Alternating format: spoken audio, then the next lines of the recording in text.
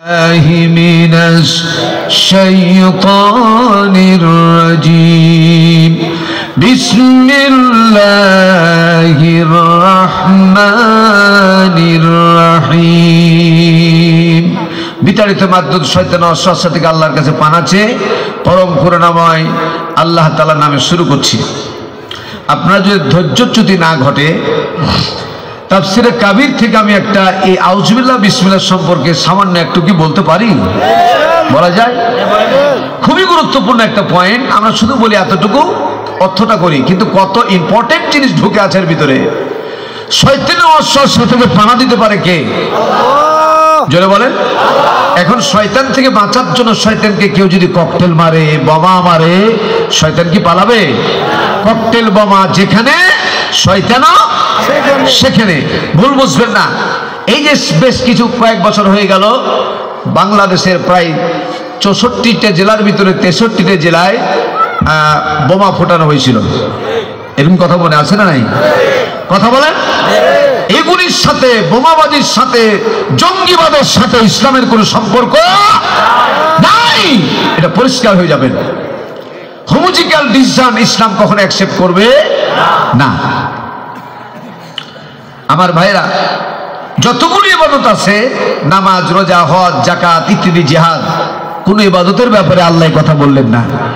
কেবলমাত্র বললেন, হে রাসূল, যখন আপনি কোরআন থেকে আবৃত্তি করবেন, তেলাওয়াত করবেন, ফাস্তাইজ বিল্লাহি মিনাশ শাইতানির রাজিম, আউযু বিল্লাহ বলা আপনার জন্য আমি ওয়াজিব করে দিলাম। একটা বার জোরে বলেন সুবহানাল্লাহ। যে কোনো ভালো কাজ করবেন কার নাম নিয়ে? বাড়ি থেকে বের হবেন কার নাম নিয়ে? খানা খাবেন কার নাম নিয়ে?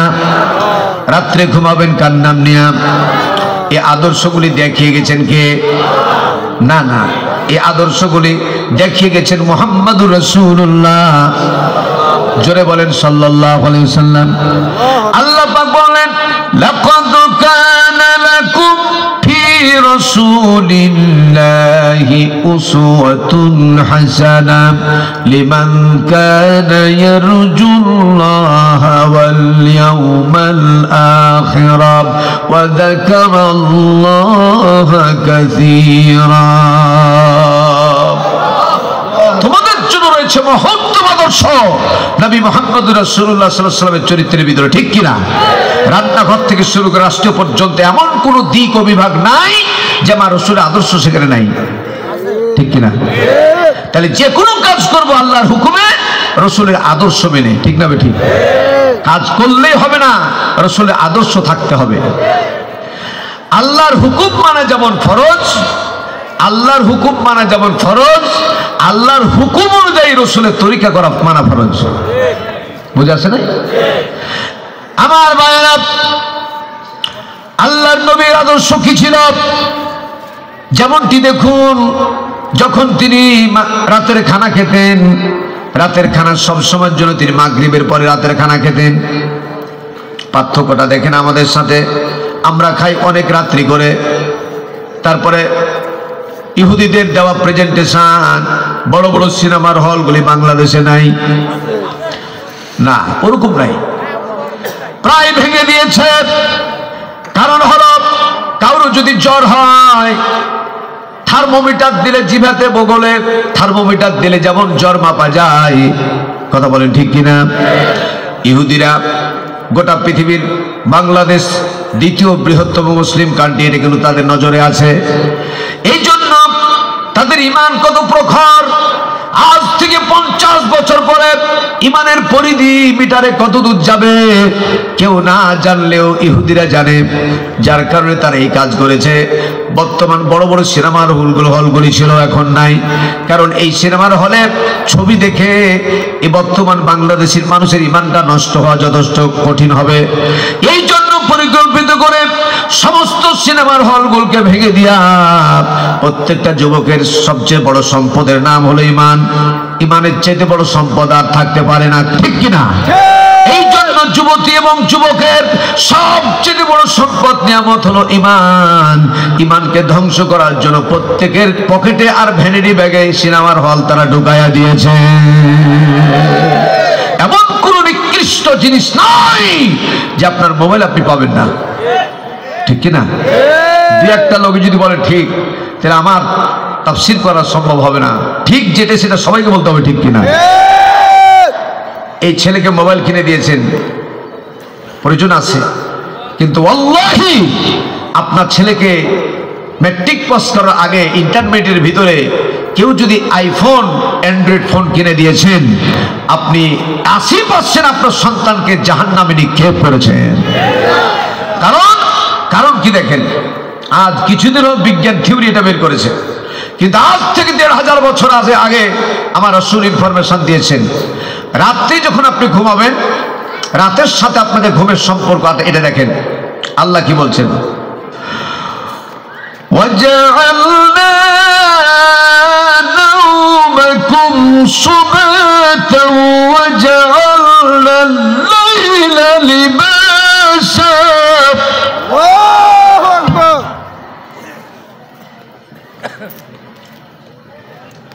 রাত্রিকে তোমাদের জন্য আমি আরামদায়ক হিসেবে বানিয়েছি। কে বলছেন? আল্লাহ। সারাদিন কেউ কৃষি ক্ষেতে কাজ করবে, কেউ দোকানে কাজ করবে, কেউ অফিসে কাজ করবে, সারাদিন কাজ করতে গিয়ে ক্লান্ত শান্ত হয়ে যাবে।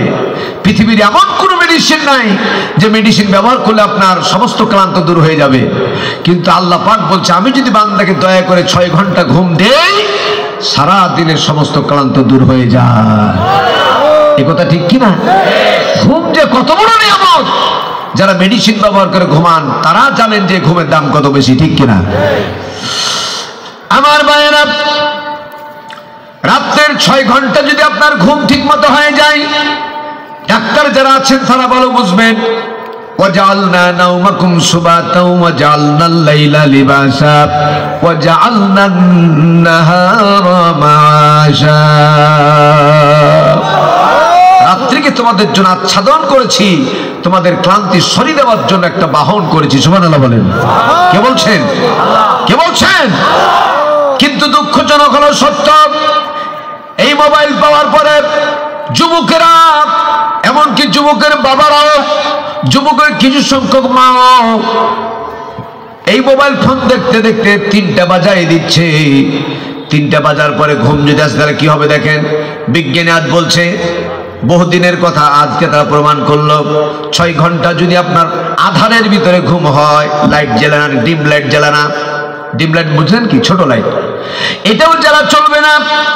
প্রকৃতপক্ষে আধারে যদি আপনি ঘুমান, এই পিছনের দিকে 4 আঙ্গুল নিচে স্পাইনাল কর্ড যেখানে আছে, এই জায়গায় আল্লাহ তাআলা একটা পদার্থ তৈরি করবেন 6 ঘন্টা ঘুমের মাধ্যমে। এই পদার্থের নাম হলো মেলাটোনিন। বলেন তো নামটা কি? মেলাটোনিন নামক একটা পদার্থ তৈরি হবে। এই পদার্থ যদি তৈরি হয়ে যায়, ক্ষুধা, প্রথম কাজ হবে ক্ষুধা লাগবে, আপনি খেতে পারবেন। খেতে যদি পারেন তাহলে আপনার শক্তি সঞ্চয় করা সহজ হবে, কাজ কাম করতে আপনার মনোনিবেশ বসবে। কথা বলেন ঠিক কিনা? আপনি যখন মোবাইল কিনে দেন নাই তখনকার আপনার সন্তানের চরিত্র আর চেহারা, আর মোবাইল কিনে দেওয়ার পরের চরিত্র আর চেহারা দেখবেন ডিফারেন্স, অনেক পার্থক্য হয়ে গেছে। তার কারণ রাত্রে ঘুম না হওয়ার কারণে মেলাটোনিন তৈরি হয় নাই। মেলাটোনিন তৈরি না হওয়ার কারণে চোখটা কালো কালো দাগ বসে গেছে। আছে না? কথা বলে ঠিক না ঠিক? আমার মায়েরা, কি সাজেশন দিচ্ছে আমার আল্লাহ। আল্লাহ নবী যখন রাত্রিবেলা এসার পরে ঘুমিয়ে যেতেন, যত তাড়াতাড়ি আপনি ঘুমাবেন, ফজরের নামাজ ধরা আপনার জন্য তত সহজ হবে, ঠিক কিনা? জোরে বলেন না ঠিক কিনা? কিন্তু আপনি 3টার পরে যদি ঘুমান, কোশ্চিন কালো ম্যাক্সিমাম 99% ছেলেরা, যুবকেরা যে হোক না কেন, জামাত ধরে নামাজ পড়তে পারবে না। কথা বলেন ঠিক কিনা? আমার ভাইয়েরা, আল্লাহ নবী সারের সময় ঘুমিয়ে গেছেন। তাফসীরে খাজেম থেকে বলছি, হঠাৎ করে দরজা কি জানি নক করলো। আল্লাহ নবী তখনও ঘুমান নাই, চট করে দরজা খুললেন, 2বার 3বার নক করলো। নবীজি দরজা খুলে দিয়া 2 দরজায় হাত ধরে দাঁড়ালেন, জিজ্ঞেস করলেন, মা ইসমুকা, তোমার নাম কি? আগত ব্যক্তি বলল, আমার নাম জুনাইদ, ইসমে জুনাইদ, আমার নাম হলো জুনাইদ। আনা ইহুদি, আমি একজন ইহুদি। আনা মানে আমি, ইহুদি মানে ইহুদি, আমি একজন, একটু সারা দেন, আমি একজন। নবী জিজ্ঞেস করছে, আইনা তাজহাব, কই যাইবা অথবা কোত্থেকে আসতেছ? জুনায়েদ বলতেছে, হে মুসলমানের নেতা, রাস্তা ভুল করে, পথ ভুল করে আপনার দরবারে এসে পড়েছি। রাসূল একটু ভ্রু কুঞ্চিত করলেন না, একটু মুচকি হাসি দিলেন, মন খারাপ করলেন না। অথচ যেদিন রাসূল ওই মেহমানকে বাড়িতে নিলেন, এক যেহেতু ইহুদি, 2 নাম্বার হলো বাড়িতে পানি ছাড়া কোনো খাবার ছিল না। এখানে একটা আমাদের জন্য শিক্ষা আছে, আপনাদের এলাকা আছে কিনা জানি না, আমার চাপের কথা বলতেছি, শহরের কথা। গ্রামগঞ্জে মানুষেরা ম্যাক্সিমাম মেহমানদারি করতে ভালোবাসে, পছন্দ করে। শহরের কথা বলছি, যদি আপনি আপনার স্ত্রীকে বলেন, অমুকের মা, আমার স্ত্রী, মন খারাপ করিও না, আগামী কালকে 5টা-7টা মেহমান আসতেছে, যে কোনো কৌশলে শুধু জানবে মেহমানটা কোন পক্ষের, মানে আমার স্বামীর পক্ষের না আমার পক্ষের। যদি স্বামীর পক্ষের মেহমান হয়ে যায়, 90% মেয়েরা চিৎকার করে ফাল দিয়ে উঠে, তুমি জানো আমার মাজা ব্যথা, আমার গলা ব্যথা, আমার মাথা ব্যথা, তুমি রান্না করতে পারবো না, হোটেল থেকে নিয়ে এসে খাওয়াও। আর যদি অরিজিনালি ব্যথা থাকে আর ওর মায়ের পক্ষের মেহমান হয়, ব্যথা ভালো হয়ে যায়। এটা কি ঠিক না বেঠিক? এই ব্যারাম কি আছে এদিকেও? মায়েরা, তোমরা বেশি পরিমাণ জাহান্নামে যাবে এই কারণে, বেশি পরিমাণ জাহান্নামে যাবে এই কারণে যে তোমার মায়ের পক্ষের মেহমানকে সম্মান করবা না, এটা না, তার আগে সম্মান করবা 80%। আর তোমার স্বামীকে খুশি করার জন্য কেবলমাত্র তোমার স্বামীর পক্ষের মেহমানকে খেদমত করবা 100%। তোমার স্বামী যদি খুশি হয়ে যায় তোমার উপরে, আল্লাহর জান্নাত যাওয়া সহজ হয়ে যাবে। ঠিক কিনা? জোরে বলেন ঠিক কিনা? আমার ভাইয়েরা, আল্লাহ নবী তৎক্ষণাৎ জুনায়েদকে ভিতরে নিলেন, 1 মশক পানি দিলেন, আর পানি দেওয়ার পরে বললেন, জুনায়েদ রে, তুমি আমার বিছানায় ঘুমাও। বলছে, হে মুসলমানের নেতা, যেমন বলেছে হে মুসলমানের নেতা।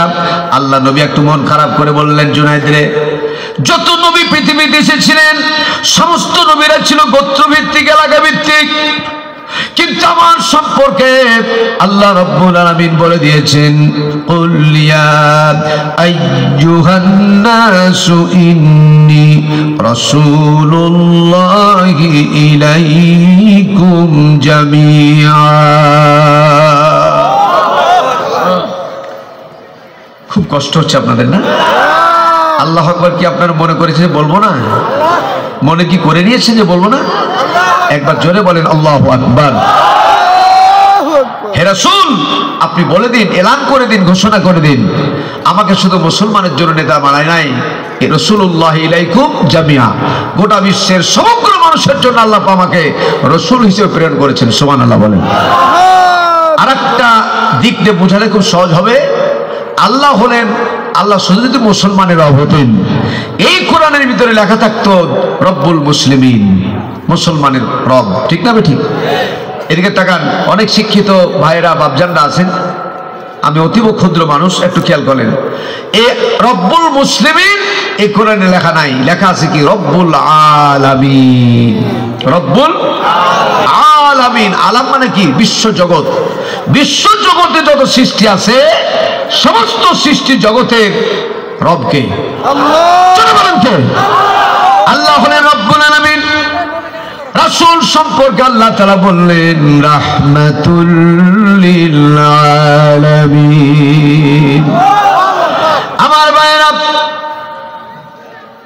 এবার বিসমিল্লাহ সাবজেক্টটা শেষ করে দিয়ে আমার আয়াতের পঠিত আয়াতের দিকে চলে যাব। মন খারাপ করছেন নাকি আমার ভাইয়েরা? আমার বাবা যারা যে কথা বলতেছিলাম, আল্লাহ নবী 1 মশক পানি দিলেন, আর পানি দিয়ে পা হাত পরিষ্কার করে ধোয়ার পরে নবীজি বললেন, জুনায়েদ আমার বিছানায় ঘুমিয়ে যাও। জুনায়েদ বলতে যে, হে নেতা, আপনার দামি বিছানায় ঘুমাবো না, সুঘ্রাণযুক্ত বিছানায় আমি ঘুমাবো না, একটা নিচে অথবা যে কোনো জায়গায়, আলাদা জায়গায় আমাকে জায়গা করে দেন। নবীজি তৎক্ষণাৎ বললেন, জুনায়েদ তুমি আমার মেহমান, আল্লাহর কসম করে বলি, এর চেয়ে দামি বিছানা যদি থাকতো আমি সেখানেই তোমাকে শুইতে দিতাম। আমার মায়েরা, নবীজি তাকে ঘুমাতে দিলেন, কিন্তু আপনি একজনকে নিয়ে ঘুমিয়েছেন, ওই যদি উসখুস করে না ঘুমায় আপনি বুঝতে পারবেন কি পারবেন না? রসুল তো আরো চোখ আসছিলেন, এক পর্যায়ে ঘুমাচ্ছে না, আল্লাহ নবী একটা চেরাগ জ্বাললেন, বাতি জ্বাললেন, বাতি জ্বেলে চেরাগটা চোখের সামনে নিয়ে আসলেন। দেখবেন আপনার স্ত্রী হোক আর যে হোক না কেন, সেই যদি মিথ্যা দিয়ে ঘুমায়, এই চেরাগ ধরে তার চোখের সামনে নিয়ে আসবেন, একেবারে ঠেকাই দিবেন না, পড়ে যাবে। দূরে রাখবেন। আগুন যদি তার চোখের চেরাঙ্গল এ দু জায়গাতে এসে যায়, চোখটা পিট পিট শুরু করবে। ঠিক না? ঠিক। আল্লাহ নবী তৎক্ষণাৎ কি করলেন? সঙ্গে সঙ্গে একটা বাতি জ্বেলে চোখের সামনে নিলেন। তৎক্ষণাৎ একটু হেসে ফেললো, চোখ পিট পিট শুরু করে দিল। নবীজি বাতিটা রেখে দিয়া বাম হাতকে বললে ইজলিসিয়া, উঠিয়া বসো। এরপরে বললে আমি বুঝতে পেরেছি তুমি ক্ষুধার্ত, ক্ষুধার কারণে তোমার ঘুম আসছে না হয়তো। জুনাইদের অন্য কোনো খাবার নাই, আমার পছন্দনীয় একটা খাবার, সেটা হলো ছাগলের দুধ। এই দুধটা আমার বাড়িতে আছে, ছাগল বাঁধা আছে, দোহান করে দেওয়া লাগবে। জুনাইদ বলল আমার আপত্তি নাই। আল্লাহ নবী 7 মশক দুধ করে দোহান করে দিলেন। বাই রোটেশন পর্যায়ক্রমে পর্যায়ক্রমে জুনাইদ 7 মশক দুধ পান করলো, ঘুমিয়ে পড়লো। মধ্যখানে বালিশ দিয়ে পাটিশান দিয়ে রাসূল ঘুমিয়ে পড়লেন। আল্লাহ রাব্বুল আলামিন সময় মতো রাসূলের সামনে বলে দিলেন, ইয়া আইয়ুহাল মুযাম্মিলু কুমিল লাইলা ইল্লা কালিলা নিসফাহু আও ইনকুস মিনহু কালিলান আও জিদ আলাইহি ওয়া রাত্তিলিল কুরআন তারতিলা। হে কম্বল আচ্ছাদনকারী নবী, উঠুন। নিসফাহু, রাত্রের অর্ধেক অংশ পার হয়ে গেছে। রাতের অর্ধেক অংশ পার হওয়ার পরে একটা স্পেশাল ইবাদতের জায়গা বা সময় হয়ে যায়, যেটাকে বলা হয় কিয়ামুল লাইল।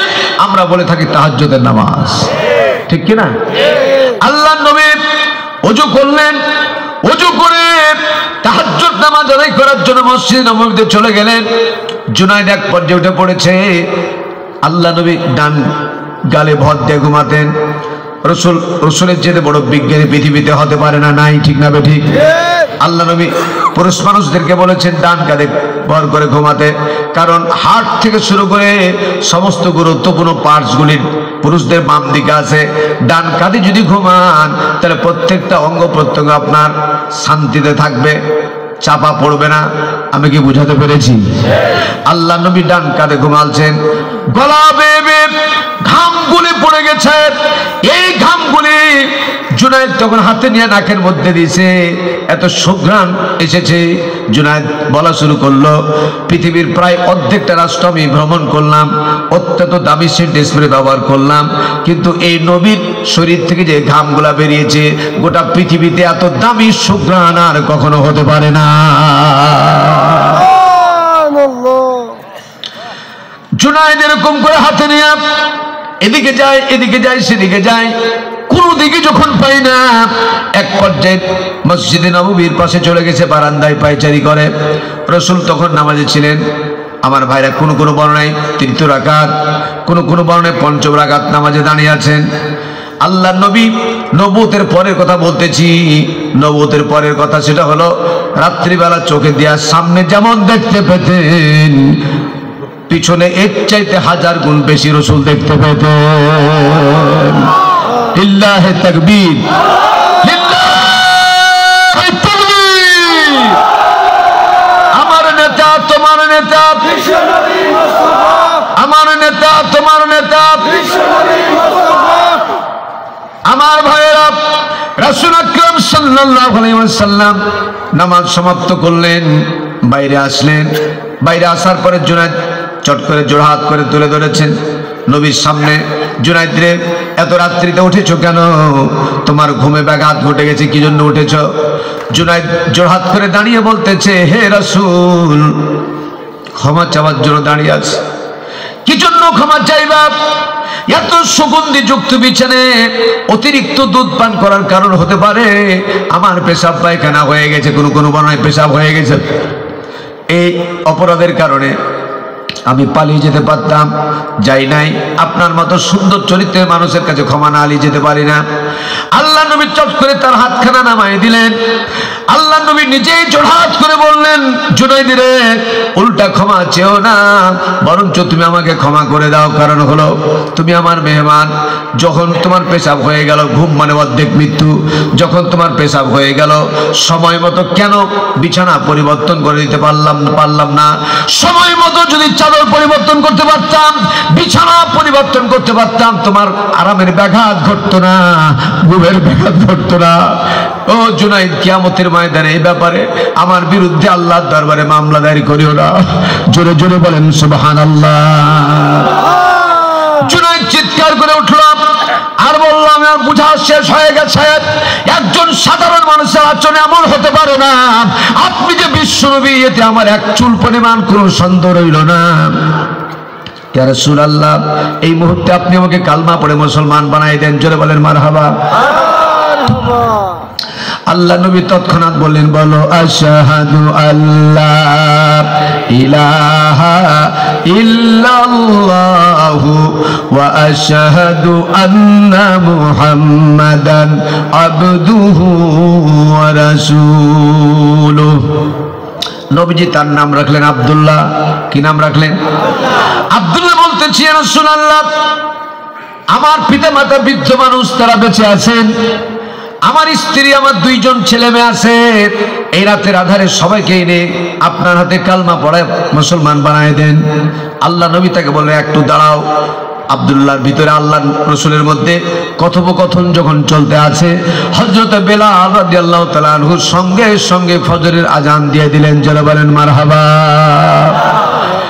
আল্লাহ নবী বলেন, আব্দুল্লাহ রে, ফজরের আজানের আগে কেউ কোন ব্যক্তি যদি ইসলাম কবুল করে, কিছুক্ষণ পরে যদি আজান হয়ে যায়, তাহলে তার আজান শোনার পরে প্রথম কাজ হচ্ছে নামাজে শামিল হয়ে যাওয়া। ঠিক না ঠিক? আল্লাহ কি বলতেছেন? ইয়া আইয়ুহাল্লাযীনা আমানু ইযা নুদিয়া লিস-সালাতি মিন ইয়াউমিল জুমুআহ ফাসআউ ইলা যিকিরিল্লাহি ওয়া যারুল বাই'a যালিকুম খায়রুল লাকুম ইন কুনতুম তা'লামুন। হে বিশ্বাসীগণ, হে আমার বন্ধুরা, ইযা নুদিয়া লিস-সালাহ, নামাজের জন্য যখন তোমাদের আহ্বান করা হয়, সমস্ত কাজ বন্ধ করে দিয়া কোথায় আসো? নামাজে চলে আসো। এটা কার ঘোষণা? চলে বলো, কার ঘোষণা? আব্দুল্লাহ রে, নামাজের রক্ত হয়ে গেছে। আব্দুল্লাহ বলতেছে, ইয়া রাসূলুল্লাহ, নামাজের আরকান আহকাম জানি না, নামাজ নিয়ম কানুন আমি জানি না। কিয়ামতের ময়দানে আপনারাও বলবেন আমি জানতাম না। এই জানতাম না বলে যে পার পাওয়া যাবে না, তার দলিলটা দেখেন। আল্লাহ পাক সঙ্গে সঙ্গে জিবরাইলকে পাঠিয়ে দিলেন আর বললেন, হে জিবরাইল, আমার নবীর কানে বলে দাও, জানি না বলার কোনো সুযোগ নাই। ওয়ারকাউ মা'র রাকিঈন, তাদের সাথে গিয়ে রুকু করো। মা'র রাকিঈন, যারা রুকু করতেছে। সুবহানাল্লাহ বলুন। যারা বলবেন না সুবহানাল্লাহ। ওয়াসজুদু ওয়া'বুদু রাব্বাকুম, তাদের সাথে গিয়ে তোমার রবকে সিজদা করো। চোখে দেখছো যারা রবকে সিজদা করতেছে। সুবহানাল্লাহ বলেন। এটা হচ্ছে কোরআনের ভাষা। কিসের ভাষা? কোরআনের ভাষা। এবার বুখারীর মধ্যে এসেছে, বুখারীর বর্ণনা এসেছে যে কোনো ব্যক্তি যদি মাত্র 3টা শব্দ জানে, তাহলে তার নামাজ হয়ে যাবে পড়া। কয়টা শব্দ? সুবহানাল্লাহ, আলহামদুলিল্লাহ, আল্লাহু আকবার। এই 3টে শব্দ যদি কেউ বলতে পারে, প্রথমত এই 3টে শব্দ দিয়ে তার পুরো নামাজ হয়ে যাবে। তাও সুবহানাল্লাহ বলবেন না?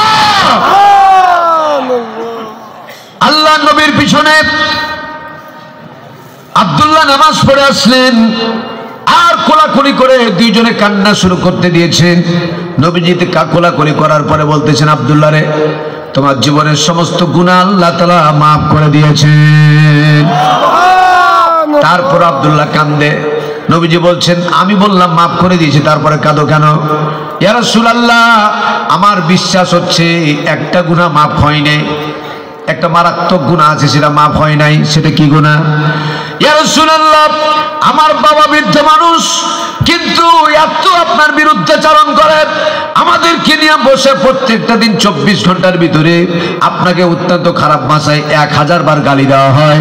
আপনার মতো এইরকম মানুষকে আমার পরিবার থেকে 1000 বার করে গালি দেওয়া হতো। আমার বিশ্বাস অন্তত এগুলো আল্লাহ তাআলা মাফ করেন নাই। নবীজি বলছেন, চট করে বলেছেন, যেমন তোমার ডান পা, যেমন তোমার পাখানা আমার দরবারে প্রবেশ করেছে, ওই মুহূর্তে আল্লাহ তাআলা তোমার ওই গুনাহটা মাফ করে দিয়েছে। আব্দুল্লাহকে বললেন, আব্দুল্লাহ রে, এখন তুমি বাড়ি যাবা, কিন্তু প্রত্যুষ সকালবেলা আমি তেমন মানুষও নই, না খায়া তোমাকে আমি বিদায় করে দেব। খাবার বলতে এক পেয়ালা, এক বর্তন, এই এক মশক দুধ দোহান করলেন। দুধ দোহান করে খেতে যাচ্ছিল। আল্লাহ নবী বললেন, আব্দুল্লাহ রে, যে আল্লাহর প্রতি ঈমান এনেছো আজানের আগে, ওই আল্লাহর ঘোষণা অনুযায়ী হাত ধরে বলতেছে, হাত দাঁড়াও, খেতে পারবে না। তার কারণ হলো ঈমানদার ব্যক্তিরা আল্লাহর নাম ছাড়া খাবার খেতে পারবে। আব্দুল্লাহ বলতেছে, রাসূলুল্লাহ, কেমনে আল্লাহর নাম নেওয়া লাগে আমার জানা নাই। সঙ্গে সঙ্গে নবীজি বলে দিলেন, বিসমিল্লাহির রাহমানির রাহিম। পড়েন সবাই, বিসমিল্লাহির রাহমানির রাহিম। আমার সাথে যারা একটাবার বিসমিল্লাহ বললেন, প্রত্যেকের আমল নামায় 190 নেকি লেখা হয়ে গেছে। জোরে বলেন মারহাবা। আব্দুল্লাহ বিসমিল্লাহ বলে পান করতে গেল। পান করতে গিয়ে 1/3 মানে কি? 3 ভাগের 1 ভাগ, 3 ভাগের 1 ভাগ দুধ পান করতে পারে নাই। আব্দুল্লাহ বলতেছি, ইয়া রাসূলুল্লাহ, ওই আল্লাহর কসম, ওই আল্লাহর শপথ করে বলি, যে আল্লাহর হাতে জান আমার প্রাণ, যে ইসলামুল করেছি, ওই আল্লাহর শপথ করে বলছি, গত রাত্রে 7 মশক দুধ পান করার পরে আমার পেটের পরিধি যা হয়েছিল, আজকে 1/3, 3 ভাগের 1 ভাগ পান করতে এখনো পারি নাই। আমার পেটের পরিধি হুবহু ওইরকম হয়ে গেছে। এবার জোরে বলুন, বিসমিল্লাহ বরকত আছে না নাই? বিসমিল্লাহ ছাড়া খাবার খাওয়া যাবে? বিসমিল্লাহ ছাড়া কোনো ভালো কাজ করা যাবে? বিসমিল্লাহ আমল করার তৌফিক আল্লাহ দান করুন, বলেন আমিন। সূরাটির নাম হচ্ছে সূরা আর রহমান। সূরাটার নাম কি? জোরে বলেন। 12খানা তাফসীর আমার দেখা হয়েছে। বাংলাদেশে প্রতিষ্ঠিত 42টা তাফসীর আছে। 12খানা তাফসীর থেকে আমার নোট করেছি আমি। আল্লাহ পাক আর রহমান দিয়ে সূরাটা নামকরণ করলেন কেন? বলতে পারতেন আর রাহিম আল্লামাল কোরআন, বলতে পারতেন আর সাত্তার আল্লামাল কোরআন, বলতে পারতেন আল গফফার আল্লামাল কোরআন। তাফসীর ফি জিলালিল কোরআনের সবচেয়ে ভালো লিখেছে যদি বলতেন যে আর রাহিম ও আল্লামাল কোরআন। কি হতো? রাহিম শব্দ দ্বারা, ভালো করে বলছেন আলেম ওলামা, রাহিম শব্দ দ্বারা আখেরাতে সবেমাত্র কিছু সংখ্যক মুমিনদের জন্য কাজে আসবে, কিন্তু আর রহমান আদ-দুনিয়া ওয়াল আখিরা, সুবহানাল্লাহ বলেন, আর রহমান আদ-দুনিয়া ওয়াল আখিরা, দুনিয়াতে এবং আখেরাতে এই নামের দ্বারা সমান পরিমাণে কাজে আসে। সুবহানাল্লাহ বলেন। মুচি থেকে প্রেসিডেন্ট পর্যন্ত আপনি নিজ ইচ্ছায় একটা সেকেন্ড বাঁচতে পারবেন না যতক্ষণ পর্যন্ত আল্লাহর দয়া আপনার প্রতি না হবে। আল্লাহর দয়া ছাড়া বাঁচা যাবে না। 2 নম্বর, আলেম হন, মুফতি হন, মুহাদ্দিস হন, মুহাক্কিক হন, হাজী হন, গাজী হন, যেই হন না কেন, আপনার নিজস্ব আমল দিয়ে জান্নাত যাওয়া অসম্ভব, অসম্ভব এবং অসম্ভব যতক্ষণ পর্যন্ত আল্লাহর পক্ষ থেকে আপনাদের আমার প্রতি দয়া না হয়। বুঝে আসে নাই? আল্লাহর দয়া ছাড়া জান্নাত যাওয়া সম্ভব নয়। একটা এক্সাম্পল দিলে খুব পরিষ্কার বুঝবেন। এই যে লাইটগুলি জ্বলছে, এর কি বিদ্যুৎ? কারেন্ট? ও, বিদ্যুৎ না, কারেন্ট। আমার ভাষা বুঝতে কি কোনো অসুবিধা হয়? তাহলে ঠাস ঠাস করে সময় মতো জবাব দিবেন। বিদ্যুতের বিল, বিদ্যুৎ যার বাড়িতে আছে, এরকম একটা কাগজ প্রত্যেকটা মাসে মাসে আপনার বাড়িতে আসে, ঠিক কিনা? 1 মাস বিদ্যুৎ বিল পরিশোধ করলেন না, 2 মাস করলেন না, 3 মাস করলেন না, 4র্থ মাসে অথবা তার আগেই, এখন যদিও ডিজিটাল হয়ে গেছে মোবাইলের মতো, আপনি টাকা আগে ভরবেন, কাজ করবে, না থাকবে, বন্ধ হয়ে যাবে। কিন্তু যাদের নাই সেই সিস্টেমটা, এটাই বলি, বিদ্যুৎ বিল পরিশোধ করেন নাই, 3 মাস পরে কর্তৃপক্ষ লিখবে 3 মাসের বকেয়া সহ বর্তমান মাসের বিল এত তারিখের ভিতরে পরিশোধ না করলে কর্তৃপক্ষ উইদাউট ইনফরমেশন আপনার লাইন বিচ্ছিন্ন করে দেবে। যদি ঠিক হয় সবাই বলেন ঠিক। ঠিক কিনা? পানির লাইন, পৌর এলাকায় যাদের পানির লাইন আছে এটারও বিদ্যুৎ বিল দেওয়া লাগে কি লাগে না? এটাও পরিশোধ না করলে লাইন থাকবে না, কেটে দিবে, ঠিক কিনা? এবার দেখেন বিদ্যুৎ বিল কেটে দিবে। অক্সিজেন, চিকিৎসা বিজ্ঞানীরা বলেছেন 24 আওয়ার 24 ঘন্টায় একটা সুস্থ মানুষ 23,040 বার অক্সিজেন গ্রহণ করে। সুবহানাল্লাহ বলে। যে কোনো কারণে যদি আপনি অক্সিজেন ফেল হয়ে যায়, আপনাকে হসপিটালাইজ করা হবে, হসপিটালে ভর্তি করা হবে। সেখানে আপনার 1 দিন 2 দিন 3 দিন 5 দিন যদি থাকেন, সেখানে একটা বিল দেওয়া লাগবে কি লাগবে না? লাগবে না? আল্লাহ রাব্বুল আলামিন কি বললেন? লাশ-শামসু ইয়ানবাগি লাহা আন তুদরিকাল কমারা ওয়ালাল লাইলু সাবিকুন নাহার ওয়া কুল্লুন ফি ফালাকি ইয়াসবাহুন। চন্দ্র সূর্য নক্ষত্ররাজি আমার হুকুম মতো নিজ নিজ কক্ষপথে পরিভ্রমণ করে। এখানে যারা আছেন 70 বছরের বয়সের মানুষ আছে না নাই? আছে না? ভুল বুঝবেন না, একটু খেয়াল করে দেখেন। 70 বছর থেকে সূর্যের আলো আপনি ব্যবহার করছেন, বিল কয়বার দিয়েছেন? একবারও? এতগুলি অক্সিজেন ব্যবহার করলেন, বিল কয়বার দিয়েছেন? একবারও দেন নাই। আচ্ছা দেন নাই, ভালো কথা স্বীকার করলেন, দেন নাই আপনারা, কিন্তু আল্লাহর বিল পরিশোধ করা দরকার আছে না নাই? আছে না নাই? আমার ভাইরা, আল্লাহ রাব্বুল আলামিনের বিল কেমনে পরিশোধ করবেন? মাননীয় প্রধানমন্ত্রী উত্তরবঙ্গের 28টা জেলায় তিনি কথা বলেছিলেন ভিডিও কনফারেন্সের মাধ্যমে।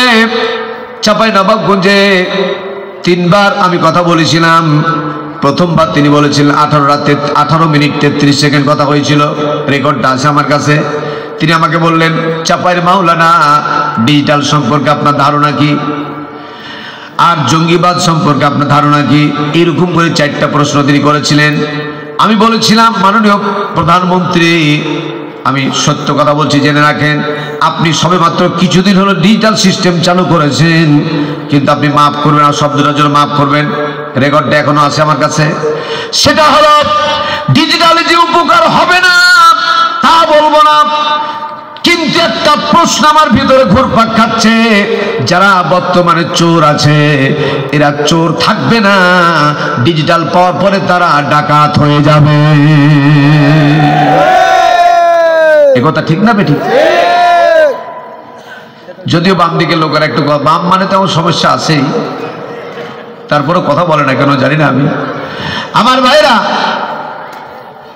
আপনারা দেখেছেন কাগজে সিগনেচার করে টাকা পাচার করলে অনেকটা প্রতিবন্ধকতা থাকতো, কিন্তু অনলাইনের মাধ্যমে ডিজিটাল হওয়ার কারণে ম্যাক্সিমাম 40টা ব্যাংকে তারা খালি করে নস্যাৎ করে দেয়া জনগণের টাকাকে কুক্ষিগত করে বিদেশে পাচার করেছে।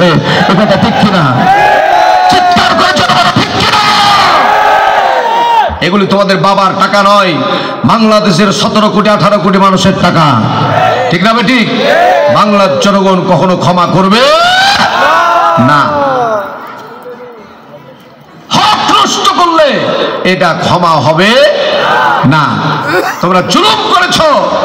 তাফসীর কর্তৃপক্ষ আমাকে যদি এই সাবজেক্টে একটু কথা বলতে বলেছিলেন, জুলুমের ব্যাপারে, ইসলামের জুলুমের বিধান কি আমি বলবো ইনশাআল্লাহ। আমাদের প্রতি তোমরা জুলুম করেছো, জনগণকে জুলুমের শিকার করে ফেলেছো প্রত্যেকটা ক্ষেত্রে, ঠিক না ঠিক? যারা বলেন না ঠিক কিনা? আমরা ভাবি আমার বাবা সহ আমার পরিবার।